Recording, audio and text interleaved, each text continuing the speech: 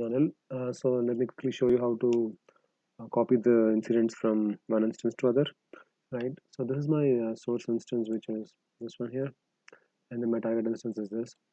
So the idea is that I run a script on my target instance, and that invokes a REST API, and which basically compares the incident records from my source instance to target instance, and whichever the records which are not present in my target instance, it's just going to create them. Okay, let's get started. Right. So if you look at the target source instance, you see that I have 73 incidents here. Right. And now if I quickly check my target instance, which is this one here,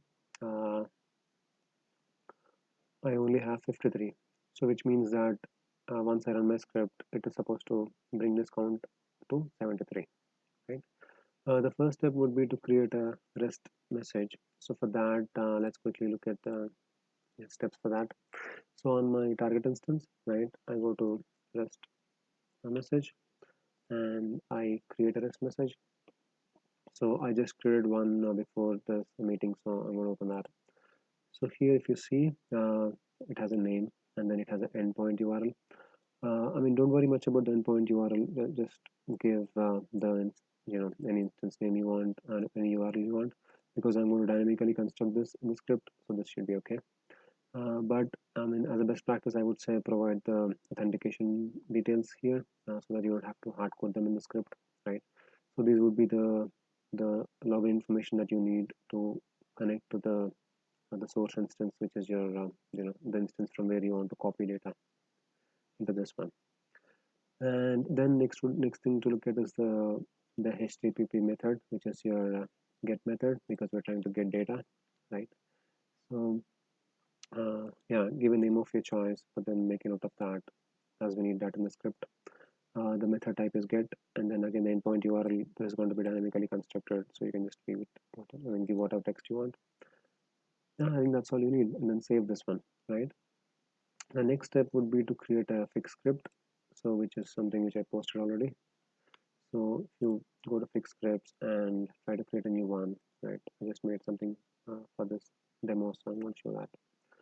So if you look at the fix script, basically this has, I mean, I have parameterized the table name, the query, the instance URL, the API, the API name, the API method name, right? So that this can be used for any other tables as well.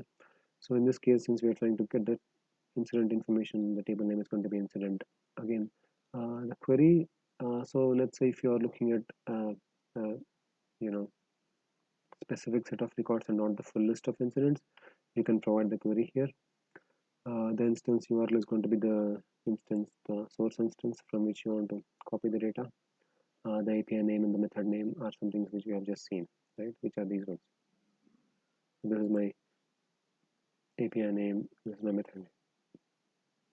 So now, if you look at the method, the function, all it does is it constructs the endpoint URL based on the query, the table name that you have provided, the instance URL, and then it tries to run the REST API based on the API name and the method name, and then it tries to parse the response body, and then it tries to get the count of records which are retrieved by the response, and then it tries to compare the, you know, it basically looks at each record and then it tries to compare that with the data in your instance, the target instance, based on society.